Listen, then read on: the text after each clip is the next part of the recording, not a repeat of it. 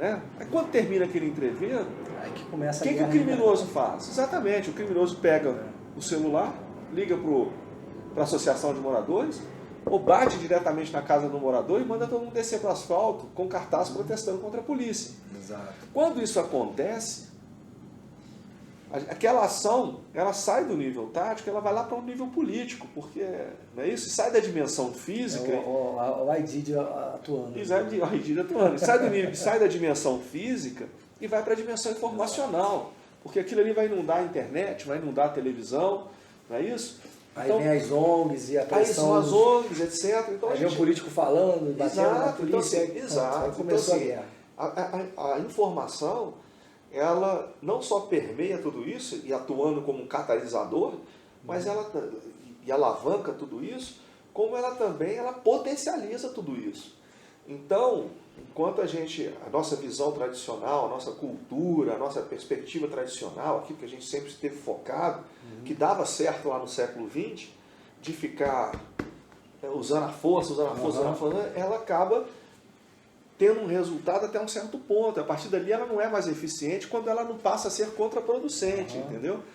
E quando, vou dar um exemplo ainda mais, quando você combina a guerra da informação com guerra jurídica, isso eu poderia citar conflitos como, por exemplo, na Colômbia. A Colômbia, até 2010, a Colômbia tinha 15 mil processos contra agentes profissionais de segurança do Estado, das Forças Armadas, da Polícia Nacional. E desses 15 mil, 8 mil eram do Exército. Então ali o conceito de guerra jurídica, ele ganha muita força ali na Colômbia. Quando combina guerra... Quando você fala em guerra política, a gente pode... Guerra jurídica. Guerra jurídica, desculpa. Quando você fala em guerra jurídica, a gente pode incluir a luta pelo preenchimento do conteúdo daqueles institutos, das interpretações. Sim. Então você vai criando, por meio de mecanismos legais... Vamos dar um exemplo da Colômbia, então. Então, quando você processa o Estado, e às vezes não estou isentando nenhum Estado dos abusos e das atrocidades que cometeram, porque realmente é crime, tem que ser tratado com rigor. O uso da força, ele tem que estar... A gente não está defendendo nenhum lado nem outro, a gente está falando de fato, constatando... O uso da força, ele tem que estar rigorosamente apoiado em 3 pilares, que é o da legalidade, da legitimidade, da moralidade. Isso é fato. O Estado viola, isso aí não tem... Não está passando a mão na cabeça de ninguém. Não está passando a mão de ninguém. Na Colômbia, perceberam que podiam utilizar recursos jurídicos, processos jurídicos, com 2 propósitos muito interessantes. O primeiro, quando eu estou processando 15 mil militares das Forças Armadas e policiais, aqueles 15 mil homens eram para estar na linha de frente, combatendo organizações como a Autodefesas Unidas da Colômbia, combatendo o Exército de Libertação Nacional, combatendo as Forças Armadas Revolucionárias da Colômbia. Então tirava soldados da linha de frente. Esse é um aspecto. E o outro aspecto, talvez até mais importante, é que colocava em xeque a legitimidade das ações do Estado perante a opinião pública. Então deslegitimizava as ações do Estado. Então quando você combina a guerra da informação com guerra jurídica, você cria dilemas éticos, morais e legais para a atuação dos meios coercitivos do Estado. E além de fazer isso, o resultado é que você cerceia a liberdade de ação do Estado de empregar esses seus meios coercitivos. Então vamos dar um exemplo bem concreto. A DPF 635. A DPF 635 não surge do nada. Que foi a que proibiu as operações policiais nas comunidades cariocas durante a pandemia. Né? Então, assim, também as restrições com o uso da aeronave. Exato. Então, assim, você observa que essas ações, a despeito de todas as outras considerações que tem o seu mérito também, mas em termos assim mais macros, o que a gente observa é uma combinação de guerra informacional com guerra jurídica, entendeu? E isso mostra como é eficiente. Então você conseguiu tirar os helicópteros do ar sem precisar bater nenhum deles, entendeu? Isso é legal, tem um livro, galera, chamado Reflexões sobre a DPF 635, muito interessante, são vários autores, por isso que eu não vou citar não, mas a gente conversou com o delegado Fabrício Oliveira, que é o chefe da CORE, da Polícia do Rio de Janeiro, vou deixar o card aqui em cima, ele falou um pouco sobre isso, ele é um dos autores, né? E ali tem uns artigos que falam sobre a juristocracia. É um termo assim meio novo, né? O que acontece? Por isso que eu vislumbrei quando você falou guerra jurídica. Bom, assim, a população, por meio do voto, elege um parte de uma agenda para ser... Né? Eu quero essa agenda, escolhi essa agenda.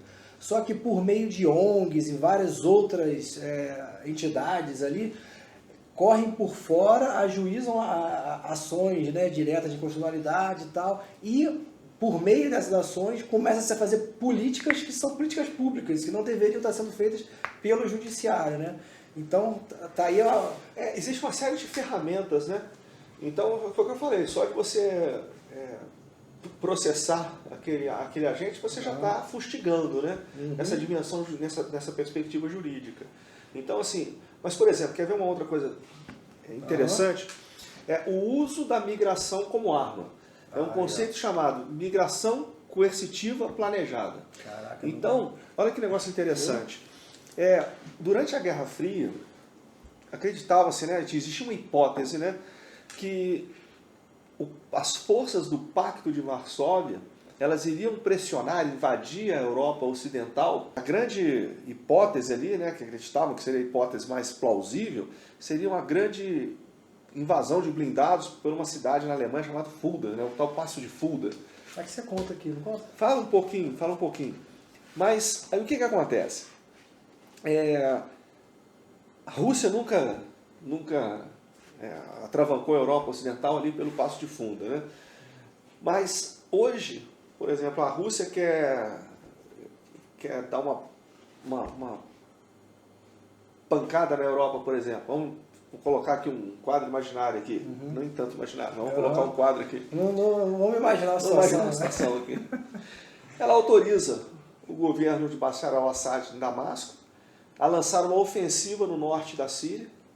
Aquilo vai gerar uma onda de refugiados.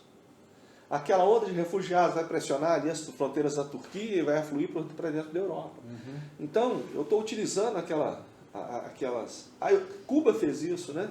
Cuba, quando os Estados Unidos abriu para a imigração cubana, Fidel Castro, o governo em Havana, aproveitou assim, tudo que ele considerava de ruim, né?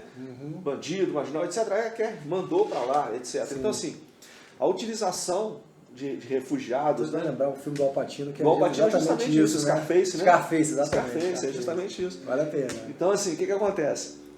O uso dessa tragédia humana, um dos piores tipos de tragédia humana, né, que são os fluxos migratórios decorrentes de conflito armado, etc., você manipular isso para obter um efeito de médio e longo prazo, mas aonde? Vai ser no campo político, no campo social, no campo cultural. Então, imagina como é que você satura o sistema social de um determinado estado, se você consegue mandar para lá fluxos de centenas de milhares de pessoas sobrecarregando aquele sistema que já tem... Porque todos os direitos sociais têm que ser financiados para que custeados, custeados, né? Exatamente. Você infla a massa de auxiliados, você vai dar um caos no Estado. E os dilemas éticos, morais que você cria para aquele Estado, e aquilo passivo de ser explorado para propaganda, aquilo vai ser choque cultural que vai choque ter cultural. Ali, né?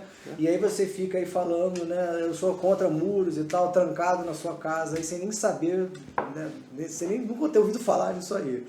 Então é muito complexo, galera. Tem que ficar repetindo os jargões aí na internet, é complicadíssimo.